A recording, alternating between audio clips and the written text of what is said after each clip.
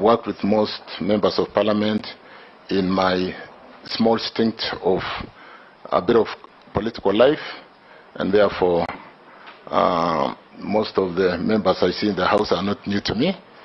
And thank you, Speaker. Chirchir, I open the forum to members to ask you questions. They could be followed by one or two clarifications where necessary. But like I said, decorum of the highest level is expected.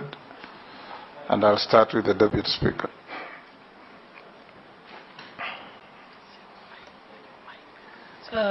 Mr. Davis Chirchir, first I want to congratulate you for your nomination for appointment as Cabinet Secretary for Energy and Petroleum.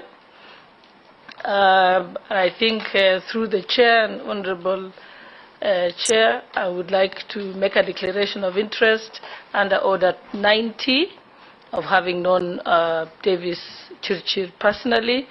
I've worked with him at the Electoral Commission. I've worked with him also in the political formation of Kenya Kwanza and as agents of the presidential candidate then. But I want to confirm that in no way, Honorable Chairperson, will my personal knowledge of him affect my judgment or will make me get engaged in any bias as we go through this vetting process. And with that, let's seek your permission to proceed to ask the question. Okay. Mr. Davis Chirchir, I want to ask you questions that Kenyans are asking. That's what I've been doing throughout this process. Things that matter to Kenyans. Kenyans are asking, the cost of electricity is one of the highest in the region, and this affects the cost of production, hence the cost of many of the basic commodities that are required by wananchi.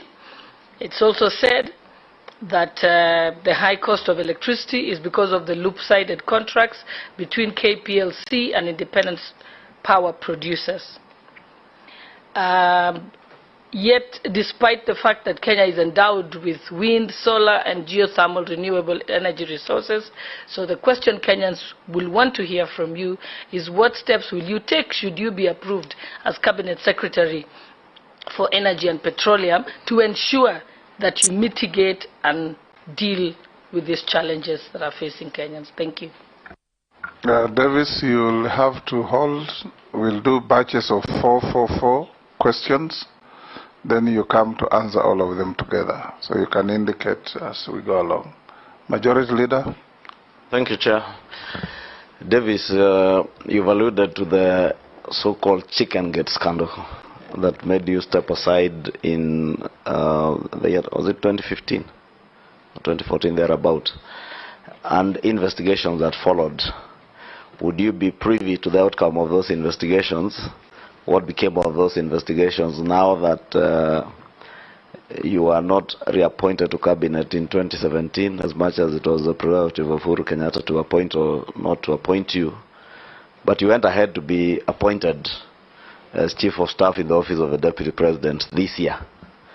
Is that to mean nothing came of the investigations, or what was the issue? Two, if you are approved, and you had begun some very good work with the last mile program, the first term of the Jubilee administration. But as the Honorable Sholai says, Kenyans are really concerned on the performance today of our power generation, power transmission companies, especially KPLC. Hundreds of thousands of Kenyans today are connected to power. Some consuming that power and not paying for it because KPLC is unable to provide them with meters.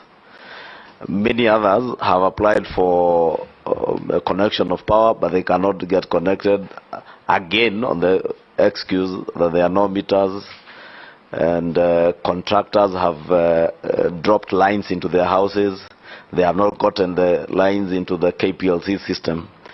What would you do immediately get into office to fix some of those systemic problems that are there at KPLC to make both transmission connection and billing of power in this country a little bit more efficient. Thank you. Thank you, Mr. Chair. Mr. Chirchir, unlike some of my colleagues, personally I haven't had a chance to interact with you or to work with you previously. This could be the first engagement I'm having with you at a close range.